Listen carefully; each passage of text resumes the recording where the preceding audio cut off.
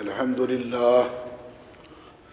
لله نحمده ونستعينه ونستغفره ونؤمن به ونتوكل عليه ونعوذ بالله من شرور أنفسنا ومن سيئات أعمالنا من يهده الله فلا مضل له ومن يضلل فلا هادي له ونشهد أن لا إله إلا الله وحده لا شريك له ونشهد أن محمدًا عبده ورسوله أما بعد فأعوذ بالله من الشيطان الرجيم بسم الله الرحمن الرحيم يا أيها الذين آمنوا اركعوا واسجدوا واعبدوا ربكم وافعلوا الخير لعلكم تفلحون وجاهدوا في الله حق جهاده هو اجتباكم وما جعل عليكم في الدين من حرج ملة أبيكم إبراهيم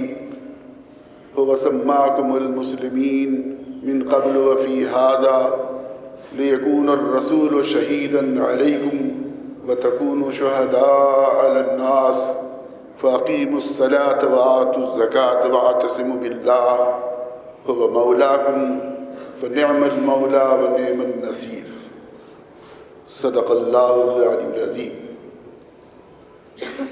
برادران اسلام، ابھی آپ کے سامنے میں نے سورہ حج کی آخری چند آیتیں تلاوت کی۔ قبل اس کے کہ اس کی تشریح آپ کے سامنے کی جائے، چند باتیں آپ کے ذہن میں پہلے سے رہنی چاہیے۔ یہ جو حصہ ابھی بیان کیا گیا ہے، آپ سب جانتے ہیں کہ سورہ حج رسول اللہ صلی اللہ علیہ وسلم کی جو پیغمبرانہ 23 سالہ زندگی ہے، اس کی ایک تقسیم مکی اور مدنی کی جاتی۔ مکی زندگی میں امت جو تشکیل پا رہی تھی، وہ اس کے عقائد بنائے جا رہے تھے، اس کے ویژن اور اس کے نسب العین کی تشکیل کی جا رہی تھی، اس کو اس کے میشن کا شعور دیا جا رہا تھا۔ پھر جب مکے سے ہجرت کر کے مدینہ لوگ چلے آئے تو گویا امت بن گئی، تشکیل پا گئی، تو اس کا لاہ عمل دیا گیا، پھر اس کی تنظیم و تربیت اور توسیع کا کام بنا۔ یہ جو حصہ ابھی آپ کے سامنے پڑھا گیا ہے، جس کی تلاوت کی گئی، وہ امت کے اس حصے سے متعلق ہے جب امت فارم ہو گئی۔ یہ پہلی دفعہ قرآن میں امت کا نومنکلیچر کیا گیا، اس کا نام رکھا گیا، هو سماکم المسلمین من قبل وفی ھذا۔ پورا ایک گروہ، اس کی ایک آئیڈینٹی بن گئی۔ مکی زندگی میں مختلف قبائل میں مسلمانوں کے چھوٹے چھوٹے گروہ تھے، افراد تھے، ان کو تعلیم دی جا رہی تھی، ان کو توحید، ان کے عقیدے کو مستحکم کیا جا رہا تھا۔ جن قبیلوں میں تھے، اس کی جو بنیادی انسانی اخلاقیات ہیں، اس کی ان کی تعلیم دی جا رہی تھی، اور اس طرح کلمہ لا الہ الا اللہ محمد الرسول اللہ جو ان کا عقیدہ تھا، اس بنیاد پر جو کشمکش شروع ہوئی تھی، اس کے لیے جو اخلاقی شخصیت کی تشکیل و تعمیر ہونی تھی، وہ اخلاقی تعمیر کی جا رہی تھی، لیکن وہ اسی ٹرائبل حصے کے، ٹرائبس کے پارٹ تھے۔ جس قبیلے میں وہ تھے، اسی حصے کے وہ پارٹ تھے۔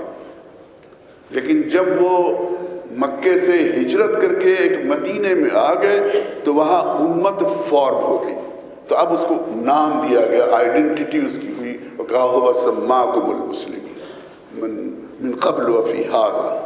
مکی زندگی میں جو ان کے عقائد کو مستحکم و مضبوط کیا گیا تھا، ان کو فکر نظر کو جو لا الہ کی بنیاد پر ان کی سان پر چڑھایا گیا تھا، کشمکش کے نتیجے میں جو ان کے اخلاقی تربیت ہوئی تھی، اس کے نتیجے میں جو ان کا میشن عملاً سمجھ میں ان کا آیا تھا، اس عقیدے اور میشن کے نتیجے میں پھر انہوں نے دنیا کے سامنے امت کی تشکیل ہونے کے بعد اس کو آگے بڑھایا۔ یہ جو لاہ عمل یہاں دیا گیا ہے، लाहे अमल की तशरीह बाद में आपके सामने हम करेंगे। सबसे पहली बात जो है वो ये कि मक्की ज़िंदगी में जो अकायद को दुरुस्त किया जा रहा था, जो फ़िक्र को मजबूत किया जा रहा था और उनको एक नस्बुलैन दिया जा रहा था, वो नस्बुलैन उनको एक विजन दिया जा रहा था, उनको किस मिशन पर मामूर है इसके शऊर दिया जा रहा था,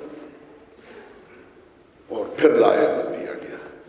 आज जब हम उम्मत मुसलमा पर जब गौर करते हैं तो ऐसा महसूस होता है कि जब हम लोग अपनी ज़ुबूहाली का जिक्र करते हैं, जब अपनी परेशानी का जिक्र करते हैं, तो हम काम लाहे अमल से शुरू करते हैं कि हमारे पास लाहे अमल होना चाहिए।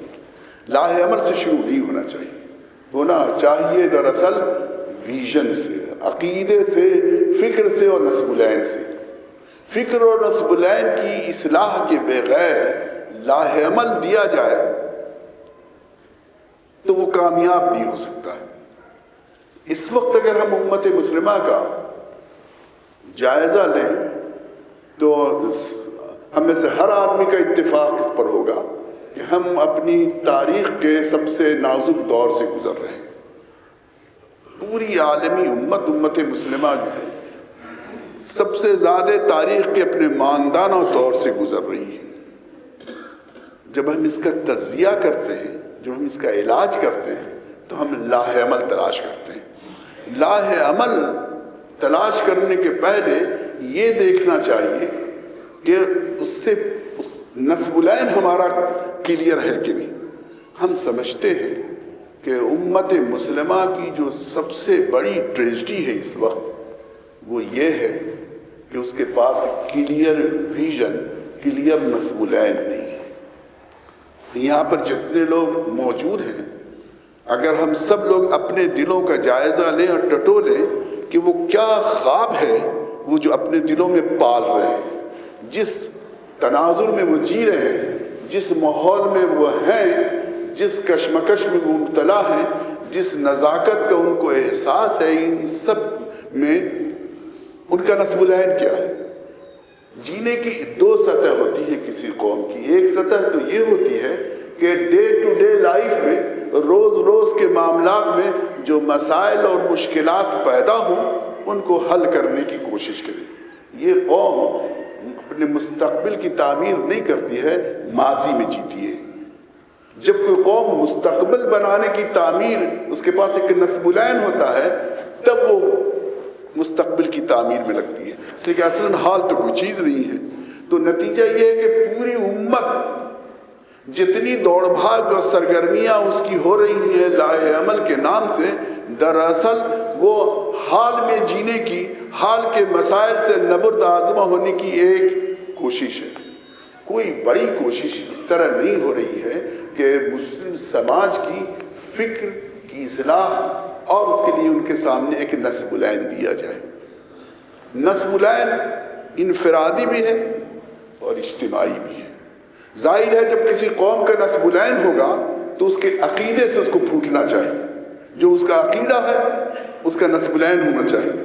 वो अकीदा नस्बुलैन इनफरादी है और इज्तिमाई है, तो इन दोनों में टकराव नहीं होना चाहिए। वो नस्बुलैन जो हमारे अकीदे की बुनियाद पर हो और वो नस्बुलैन जो हमारी इनफरादी ज़िंदगी में भी एक नई हरकत, एक नई तवानाई और दौड़ भाग के लिए हमको आमादा करे, और वो इज्तिमाई नस्बुलैन भी जो हमको इज्तिमाई तौर पर दौड़ भागने की कोशिश करे। आप गौर कीजिए, अभी तारीख़ में हिंदुस्तान की आज़ादी को पूरी कौम किस तरह उठ गई थी। क्यों? इसलिए कि उसके सामने एक पूरा नस्बुलैन था। एक नस्बुलैन था हिंदुस्तान को आज़ाद करने का। तो आप सब जानते हैं पूरा मुल्क, हिंदू और मुसलमान, सिख, ईसाई सब उसके लिए खड़े हुए थे कि इस मुल्क को आज़ाद कराना है। जब एक नस्बुलैन कौम के सामने था, मुल्क के सामने, तो लोग उन्होंने जिद्दोजहद की। दुनिया में जितनी कौमें हैं उनकी हरकत व अमल उनके नस्बुलैन से वाबस्ता होती है। जितना नस्बुलैन क्लियर होगा, जितना उनका विजन क्लियर होगा, जितना कहाँ उनको इज्तिमाई तौर पर पहुँचना है, जितना उनके सामने होगा, उतनी ज़्यादा उनके अंदर नई ताकत, तवानाई और इज्तिमाइयत पैदा होगी। हम आपसे पूछते हैं कि हिंदुस्तान में जिन हालात में आप हैं, آپ میں سے سب آدمی سے اکیلے اکیلے، گروہ گروہ اور محلے ٹولے سب سے الگ الگ پوچھا جائے کہ اچھا ان حالات میں آپ کا نصب العین کیا ہے، کہاں پہنچنا چاہتے ہیں آپ، اس سماج کو اور ملک کو، حالات کو کہاں بدلنا چاہتے ہیں، کہاں بنانا چاہتے ہیں، بنا کے کیسا بنانا چاہتے ہیں.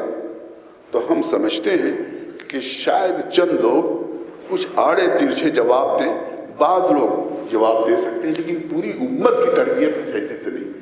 امت کے سامنے جب کلیئر نہیں ہے کہ ہم اس ملک میں جو حالات ہیں، جو معاشی سیاسی اور سماجی حالات ہیں، اس میں ہم ایک کلیئر کٹ اپنا نصب العین رکھیں، ہدف رکھیں، تو ہم اجتماعی سرگرمی کیسے کر سکتے ہیں؟ اس کے نتیجے میں پھر ہوگا یہی کہ ہم کو یہ مسئلہ اچھا لگے گا، یہاں پر چاپا نل ڈلوا دیا، یہاں پر ایک مسجد ہم بنا دیا، ایک ہی جگہ ڈپلیکیشن ورک ہوگا، 10 مسجدیں ایک ہی جگہ بنیں گی، کچھ آپ کام کریں گے، کچھ ہم کام کریں گے، کچھ مدرسے بنیں گے، کچھ اور سرگرمیاں ہوں گی. بہت ساری سرگرمیوں میں ہم ڈپلیکیشن بھی کرتے رہیں گے اور ہم آگے نہیں بڑھ سکیں گے، بلکہ ٹریڈ میل پر جیسے دوڑتا ہے آدمی، اسی طرح پوری قوم ٹریڈ میل پر، جیسے تاریخ کے ٹریڈ میل پر دوڑتی رہے گی. اس لیے یہ بات بہت صاف ہونی چاہیے. موسیٰ علیہ السلام نے اتنا بڑا کام انجام دیا، آپ سب جانتے ہیں. واضح نصب العین تھا کہ اس قوم کو، بنی اسرائیل کو آزاد کرانا ہے. بنی اسرائیل کو فرعون کی غلامی سے آزاد کرنے کے نصب العین نے پوری قوم میں ایک حرکت پیدا کر دی. اور اس نصب العین کے سلسلے میں اس وقت اس کا موقع نہیں ہے کہ کیسے کیا اللہ تعالیٰ کی مشیت کام کر رہی تھی. خود رسول اللہ صلی اللہ علیہ وسلم کی 23 سالہ پیغمبرانہ زندگی میں اگر آپ الگ الگ زاویے سے دیکھنے کی کوشش کریں تو آپ یہ اندازہ کر سکتے ہیں کہ رسول اللہ صلی اللہ علیہ وسلم کی زندگی کا ایک ہدف، ایک نشانہ ہے، اور وہ یہ ہے کہ خانہ کعبہ جو بت پرستی کا اڈا ہے، اس کو پھر توحید کا مرکز بنا دینا ہے. ایک زمینی نصب العین جو جہاں ہم بڑھ رہے ہیں تو ہم دیکھ رہے ہوں کہ اس کی طرف بڑھ رہے ہیں. ہم اس کے راستے میں جو کانٹے ہیں وہ ہم سمجھ رہے ہیں کہ کانٹا ہٹا رہے ہیں. اس کے راستے میں جو نشیب و فراز ہیں، کتنا کلومیٹر وہ دور ہے ہم سے نصب العین، یہ ہم سمجھ رہے ہیں. اس کے لیے مجھے کیا کرنا ہے، اس کی اسٹریٹجی کو ہم بنا سکیں. یہ ہوتا ہے دراصل کسی قوم کا اجتماعی، ایک نظریاتی نصب العین بھی ہوتا ہے، ایک دور کا نصب العین بھی ہوتا ہے. لیکن وہ نصب العین جس سے قوم حرکت پائے، جس سے آگے بڑھے، تو رسول اللہ صلی اللہ علیہ وسلم کا نصب العین، ایک نصب العین تو آپ کے کارنامے کا، آپ کا کارنامہ یہ تھا کہ آپ نے خانہ کعبہ، اس لیے کہ ابراہیم علیہ السلام نے جب خانہ کعبہ کو اٹھا رہے تھے تو ظاہر ہے دنیا کی جو امامت اللہ تعالیٰ نے آپ کو سپرد کی تھی، جس کا قرآن نے ذکر کیا ہے، وَإِذِ ابْتَلَىٰ إِبْرَاهِيمَ رَبُّهُ بِكَلِمَاتٍ فَأَتَمَّهُنَّ قَالَ إِنِّي جَاعِلُكَ لِلنَّاسِ إِمَامًا. جب اللہ نے چند باتوں میں ابراہیم علیہ السلام کو آزمایا، اسے پورا ہوتا، تو اللہ تعالیٰ نے کہ ہم تم کو دنیا کی امامت کر دیں. قَالَ وَمِن ذُرِّيَّتِي قَالَ لَا يَنَالُ عَهْدِ الظَّالِمِينَ. کہا میرے نسل کے بارے میں، کہا ظالموں کے لیے تیرا وعدہ نہیں ہے. تو جب وہ خانہ اللہ تعالیٰ نے ان کو دنیا کی امامت دی تو ایک گلوبل سینٹر بھی توحید کا، اپنے مشن کا، جو توحید کا مشن تھا ابراہیم علیہ السلام کا، اس مشن کو جاری و ساری رکھنے کے لیے ایک عالمی، ایک گلوبل سینٹر بھی بنایا جو خانہ کعبہ ہے. جب اسی وجہ سے جب اس کو اٹھا رہے تھے، وَإِذْ يَرْفَعُ إِبْرَاهِيمُ الْقَوَاعِدَ مِنَ الْبَيْتِ وَإِسْمَاعِيلُ رَبَّنَا تَقَبَّلْ مِنَّا إِنَّكَ أَنْتَ السَّمِيعُ الْعَلِيمُ رَبَّنَا وَاجْعَلْنَا مُسْلِمَيْنَ لَكَ وَمِنْ ذُرِّيَّتِنَا أُمَّةً مُسْلِمَةً لَكَ.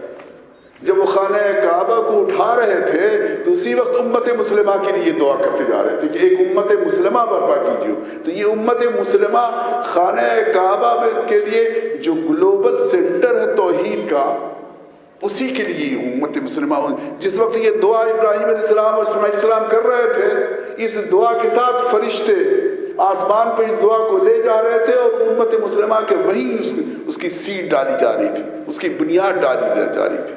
جب رسول اللہ صلی اللہ علیہ وسلم وَبَعَثْنَا رَسُولًا مِّنْهُمْ بھی آپ نے دعا کی تھی، تو رسول اللہ صلی اللہ علیہ وسلم کا ایک مشن یہ بھی تھا.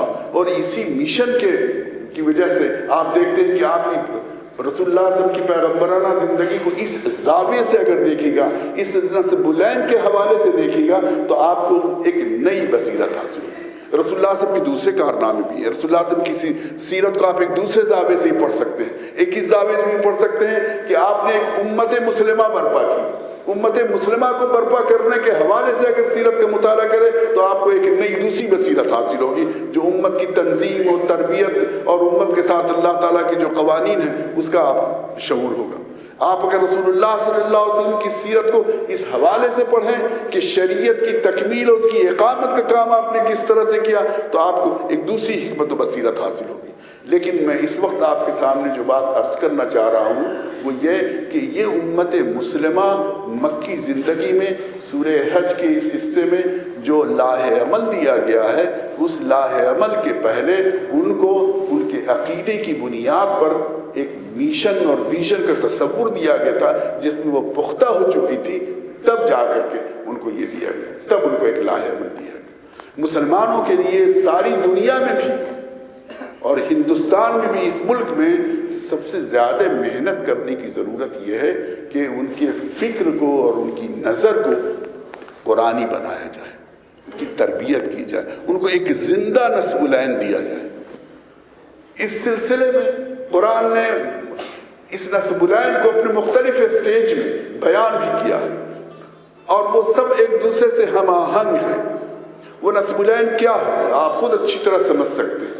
جب قرآن نے کہا رسول اللہ صلی اللہ علیہ وسلم کو بالکل ابتدا میں کہا تو کہا یا ایھا المدثر قم فانذر وربک فکبر. خدا کی بڑائی قائم کرتے نا, یہ ایک نسب العین ہوا. اب دیکھا یہ خدا کی بڑائی بالکل ابتدائی مرحلے میں کہا. آگے کے مرحلے میں جو بات کہی وہ بنی اسرائیل کے حوالے سے قرآن نے روشنی ڈالی. قل یا اہل الکتاب لستم علی شیء حتی تقیموا التوراۃ والانجیل وانزل الیہم من ربکم. اے اہل کتاب تمہاری کوئی حیثیت نہیں ہے جب تک تم توریت اور انجیل کو اور یہ جو قرآن نازل ہو رہا خدا کی طرف سے اس کو تم قائم نہیں کرو. اب یہ جو امت مسلمہ ہے اس پر اس کو اطلاق کر دیجیے. لستم علی شیء, اے امت مسلمہ, اے تمہاری کوئی حیثیت نہیں ہے, یہ تمہارے سارے اعمال تمہاری ساری دوڑ میں لستم علی شیء جب تک کہ تم قرآن کو قائم نہ کرو. یہ ہے اگر کوئی آدمی اسی حوالے سے نسب العین کو ڈیفائن کرنا چاہے, اسی حوالے سے نسب العین کی وضاحت کرنا چاہے تو دراصل مسلمانوں کا نسب العین جن ماحول میں وہ ہوں, جن حالات میں ہوں, ان کی یہ ذمہ داری ہے وہ قرآن کو قائم کریں. لستم علی شیء.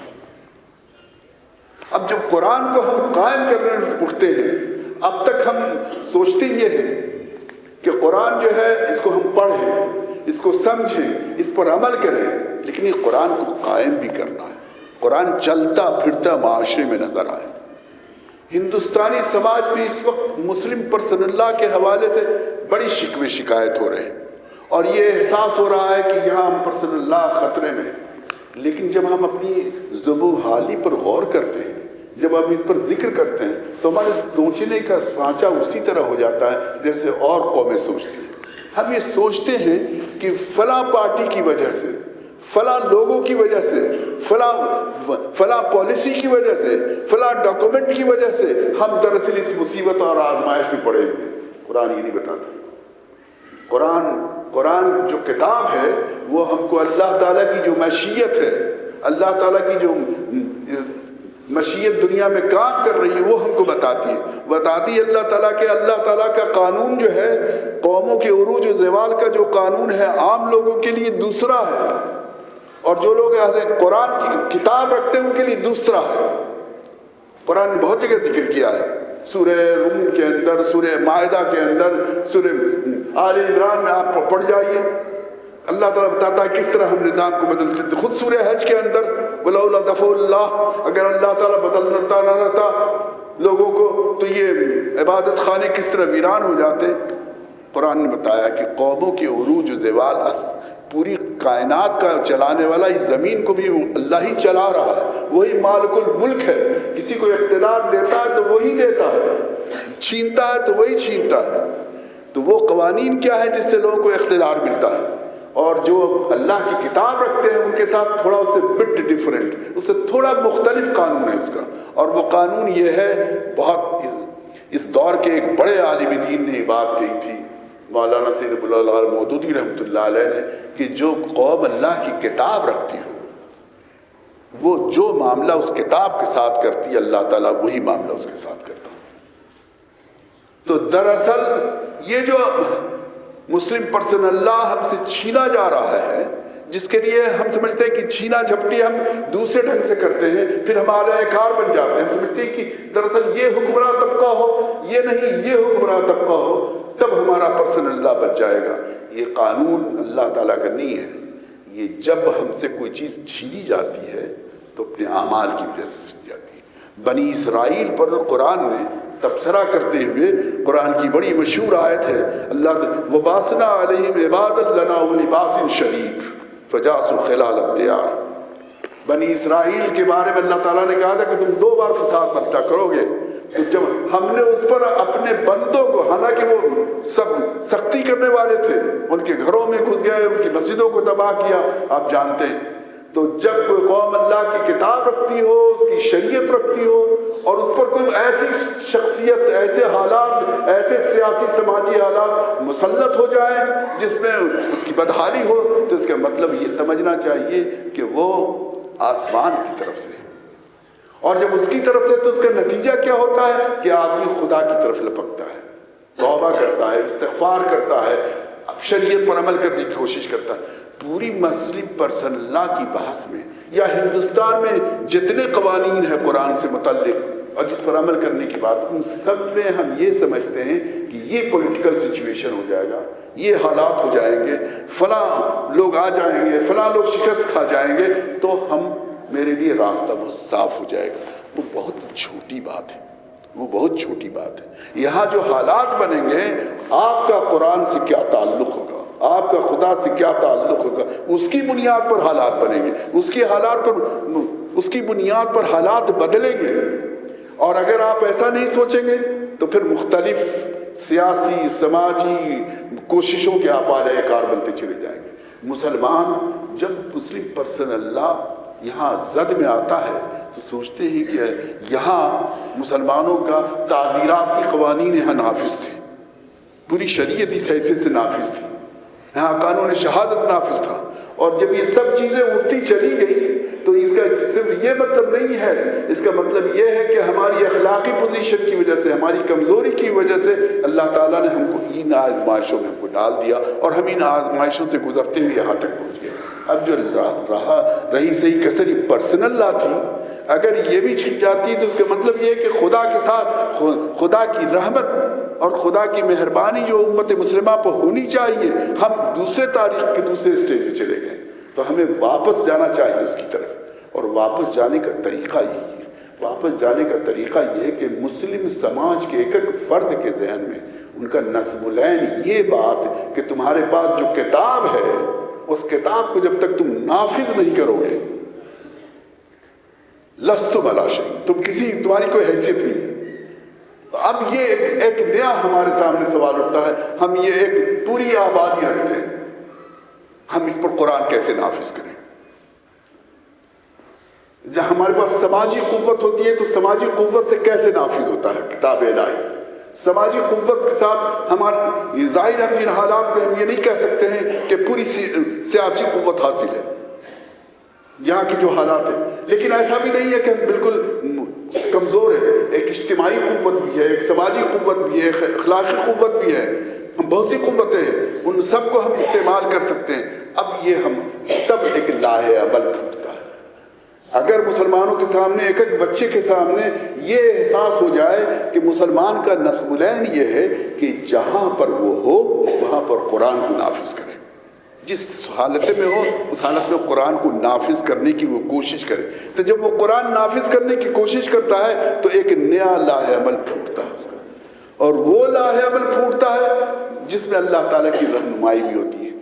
اور یہ جو سورہ حج کی آخری رکوع ہے، جب اس نصب العین اور اس مشن کے ساتھ آپ غور کیجئے گا تو دیکھیے کہ اس میں جو باتیں بتائی گئی ہیں وہ پورا لاہ عمل بھی آپ کو فٹ ہوتا ہے، چونکہ یہ مسلمانوں کے سامنے ہی ہندوستان میں ہم قرآن کو کیسے نافذ کریں اپنے آپ پر، اپنے معاشرے پر. اچھا ہندوستان کو چھوڑ دیجیے، اپنے سماج پر، یہ پورا علاقہ ہے، یہاں بھی ہم نافذ کرنے کی کوشش کر سکتے ہیں.